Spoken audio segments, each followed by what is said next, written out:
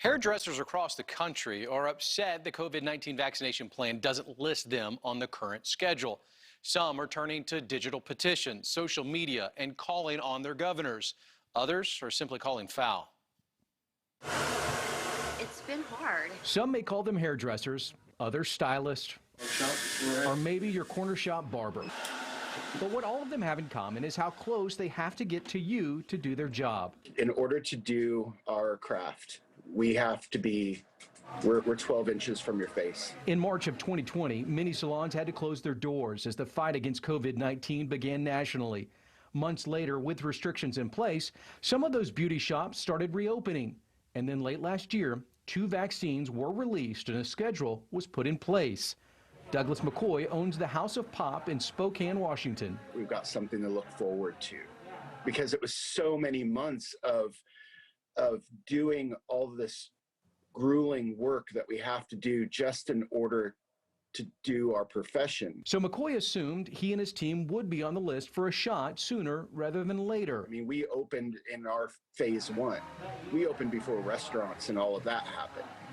And so I just figured we were going to be there. But hairdressers were not on that list. Then the shock and the borderline anger came out because it was like, don't treat us like the hired help. You forced us to reopen because if we didn't go back to work when we reopened, we lost our unemployment. So we had no choice but to go back. But to not be on that list was literally a slap in the face. NewsNation reached out to the CDC. It did not specifically mention hairdressers in a statement.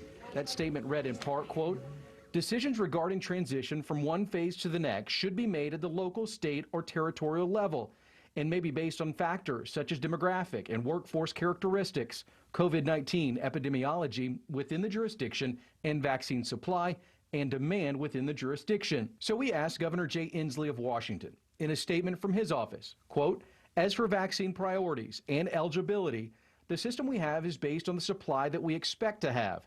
As more doses are produced, more people will be eligible for appointments. In the meantime, the state has health and safety requirements for industries, including salons, that significantly reduce the risk of transmission." In Arkansas, hairstylist Summer Campbell has taken her worries a step further. I hate that there has to be a first and a last in this group because I do understand the importance of some of these groups getting the vaccine first.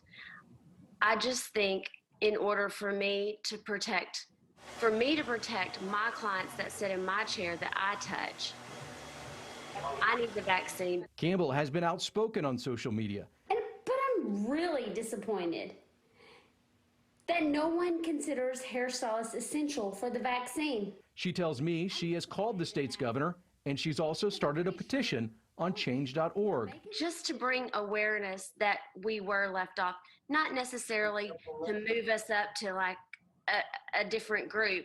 I just wanted people to know that we physically touch you, we cannot social distance, and we are not on the list to get the vaccine. So far, more than 400 people have signed that petition. Governor Asa Hutchinson from Arkansas did not respond to our request. So as the vaccine rollout continues and no spot in line, I'm sad about it. I really am. These hairdressers will hold on to hope. We want to see that we're on there.